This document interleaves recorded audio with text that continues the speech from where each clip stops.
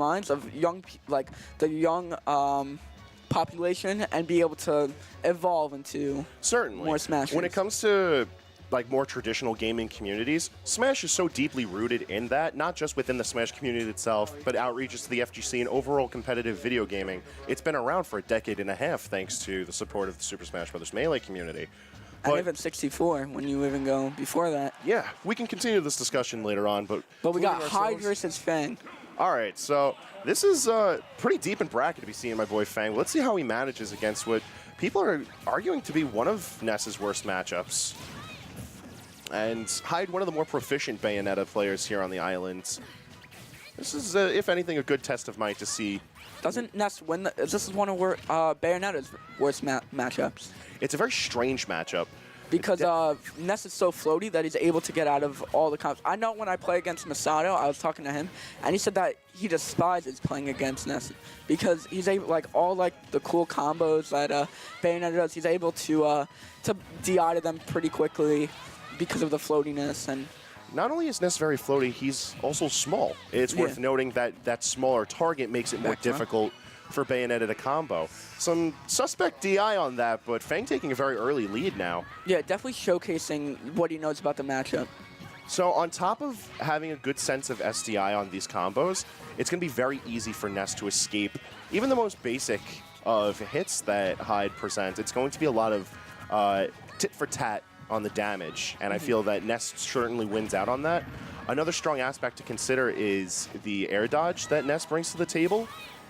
As people talk about moves with good frame data, this air dodge is fantastic. Oh yeah. Comes out quick, incredibly safe. And it's long, so he's able to float out of all the, I don't think, he does make it back. That was very impressive. The up B with Ness is pretty difficult, especially on a very competitive stage where there's a lot of tournament errors, and Fang acting he definitely practices the up B a lot, So he's definitely showcasing his talents.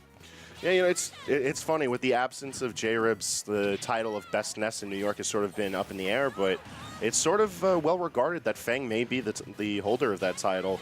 And slowly but surely, he's been earning his way to it. He didn't have an easy trek here to this loser's bracket, and he's looking like it might not be over for him yet. Keeping a solid percentage lead from Hyde, although Hyde's starting to understand how to play this matchup a little bit more. We don't see that air dodge come from Fang that time. I'm sure he could have air dodged out of that. But we see the witch time come from Bayonetta, which is one of the most important things to do when playing against Bayonetta, baiting out that witch time so when they actually do land it, it doesn't have such a long impact. Not only that, but Ness has a solid amount of distance on his projectiles, whether it be PK Thunder or PK Fire. And Hyde played that out fantastically, waiting for the pillars of PK Fire to hit him so that when Fang went in for the approach, he got stopped, as opposed to Hyde just taking reduced damage. Yeah, that was definitely very erudite to do. We saw Hyde adapt very quickly throughout that, and I feel like the bullet climax was really what helped Hyde get an edge in this matchup. Yeah, Hyde took a small break, and he's acting like he didn't miss any beat. He's right back in it. So we see Fang running it back to Smashville, and I like this. Hyde opting for the Nair approach, and in general, I feel like Bayonetta approaching is just dangerous for the Bayonetta. This character does not have solid approach tools. Nair in particular, I feel, isn't one of the best, especially against these shorter type of characters. Ness is fairly close to the ground, doesn't even have to worry about ducking, he's just short. So just the bullet art extension from Nair could cover a little bit of space, but the meaty part of it is what Hyde wants and what he's not able to get.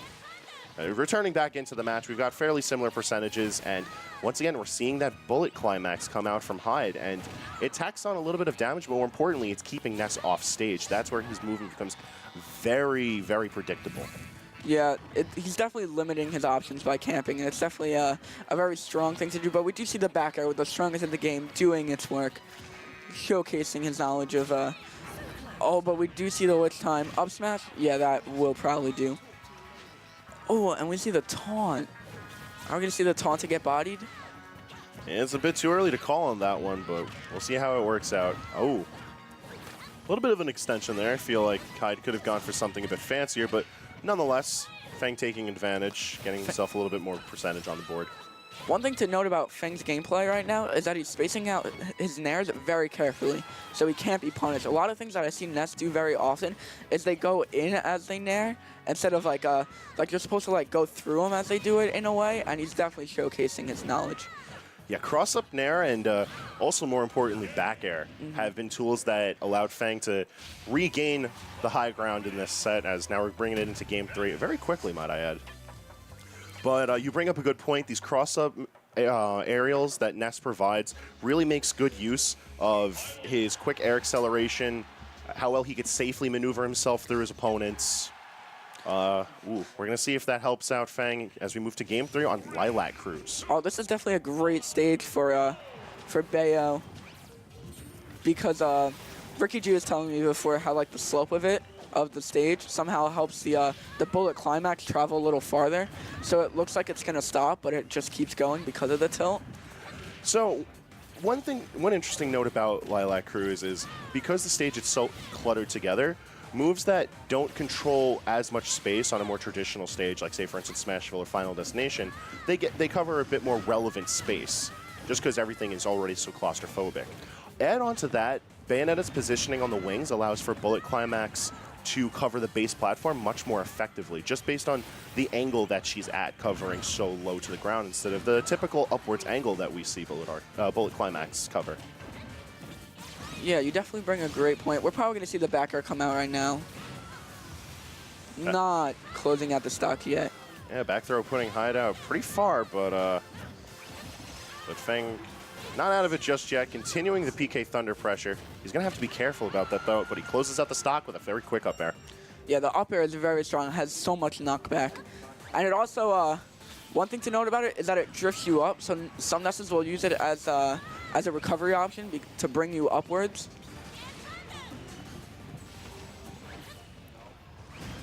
Oh, and the bear.